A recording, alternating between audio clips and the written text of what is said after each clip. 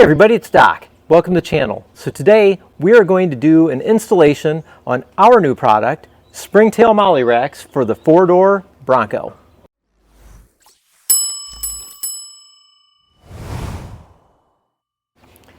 Let's start off this video by doing a little tour of the new product. So this is something that's actually pretty simple, but no one on the market has seemed to have gotten it right yet.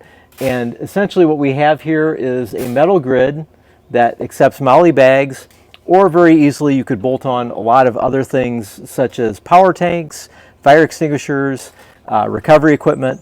It's very helpful for that, and it keeps your gear well contained and safely within your cab. The rack itself protects the sidewall, which scratches very easily. Ask me how I know. And also that this is compatible with a number of different floor mats. We have a Husky floor mat in here, and this is the main reason that I made this unit, is because none of the other units allowed the use of a floor mat, and I have some very dirty equipment and I like to keep my cab clean, so this is the way I can do it. Basically, when I make stuff that I like, I'm going to sell it to you if I think it's good enough. Let's get to the installation.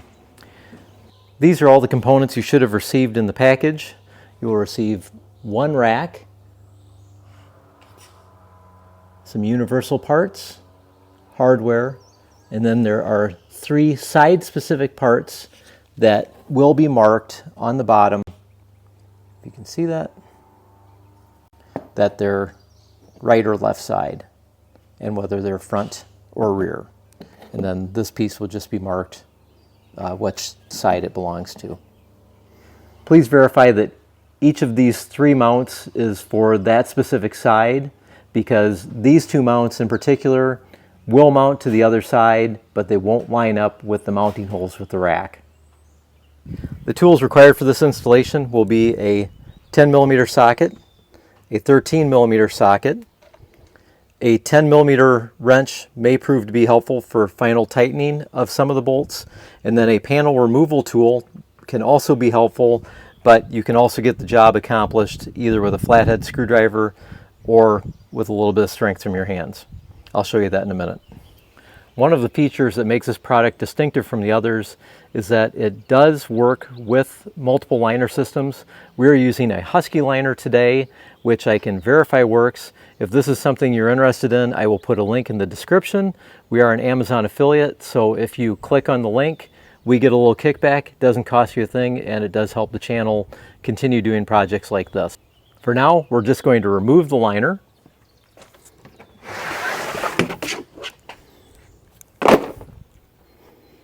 And we'll bring our attention to the cargo hooks.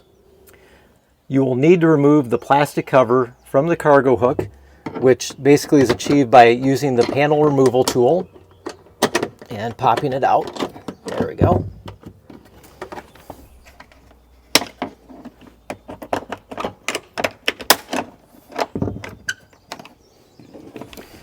Using your 10mm socket,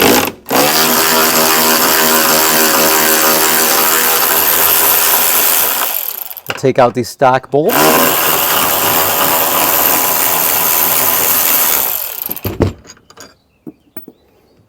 And pull off the cargo hook. So first we want to place the base plates in, which there's one plate that serves to balance. First we're going to put the base plates in. The smaller one goes to the rear, and then the big plate goes over like that. We're going to put this back in with the stock bolts, and then we have our mount, which will be marked, in this case, rear left. Okay, so this is the left side of the car, and this is the rearmost mount. And what you can do, if you want to put your cargo hook back in, this will also accommodate that. And we line all of these holes up.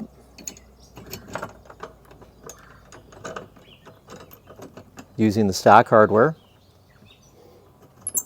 and we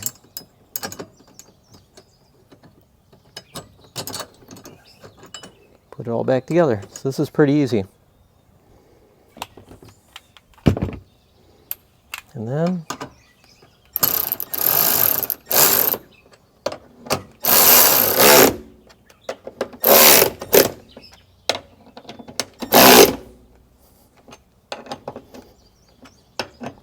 Tighten it back down. Now we're going to repeat the process with the forward mount. Again, we'll remove the stock hardware.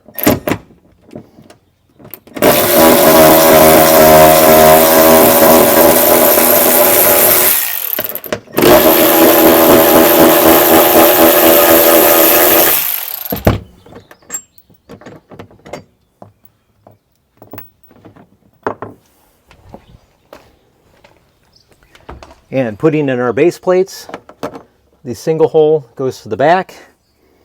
This one goes to the contour of how it should fit. Then we have our mount, which is marked front left. So this is the forward mount. And then we're going to put our cargo hook back in because we like having that around.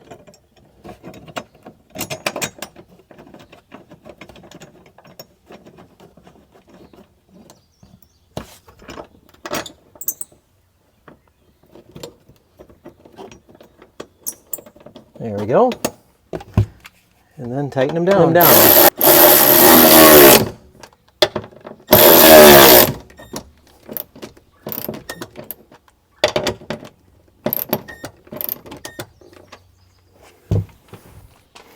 So now for the upper mounts, we need to remove this plastic cover here, and you can use your panel removal tool. I've taken it off enough that I should be able to just pull it off. There we go. Don't be alarmed if it makes some snapping noises. And you'll see two threaded holes right here. These will be for the universal upper mounts. And as a precaution, I always stick a towel behind here because you don't want to drop any hardware behind that panel or you'll be taking apart the rest of the vehicle to try and figure out how to take care of the rattles that you've caused. And the vehicle rattles enough, you don't want to add to it. And then what we do is we thread that bolt in, and we're going to push it all the way up against the upper sill there. We'll take our socket and tighten that mount down. There we go. And then we'll repeat it with this mount.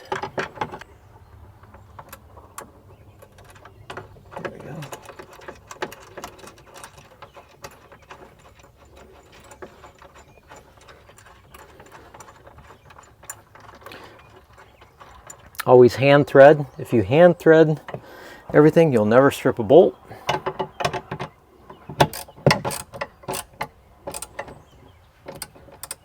And tighten. We can take our rag out. We can reinstall our plastic cover. Just like that.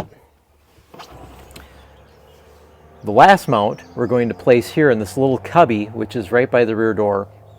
And there's a threaded factory hole here. Now this is truly what defines this product as a hardtop only MOLLE rack, because in this area, this is where some of the soft top components would bolt to. So our rack is not compatible with the soft tops. Now, with this particular mount, you'll also notice that it's left. So this is very specific for the left. And you're going to basically just thread that little bolt in there. We're going to leave this one loose because you'll be able to adjust it to the rack and then tighten it up afterwards.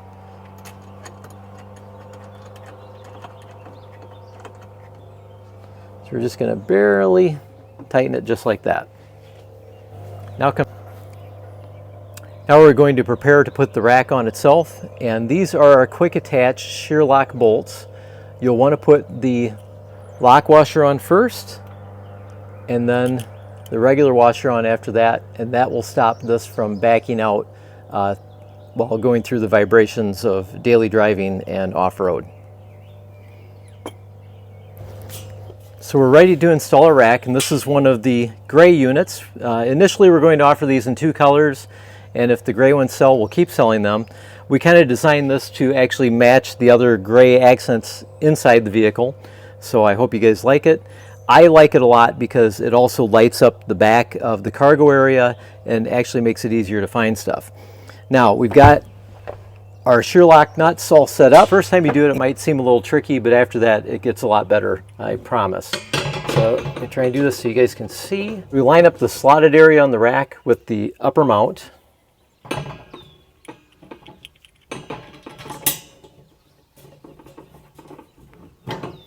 And screw a Shear-Log bolt on. There we go, just like that. Then we repeat with the lower mounts.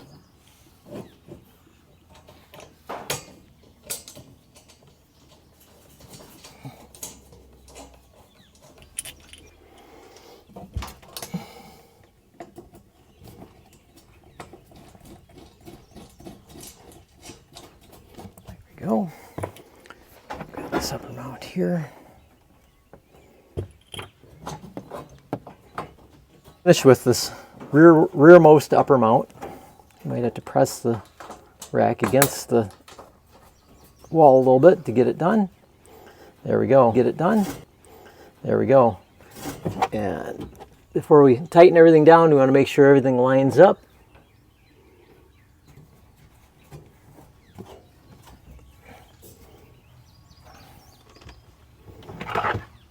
And we're going to tighten this 10 millimeter, and then we're done. Hey guys, thanks for watching the video. Thanks for buying products made in the US and supporting small businesses. And thanks for buying our products. You guys have a great day. We'll see you on the trail.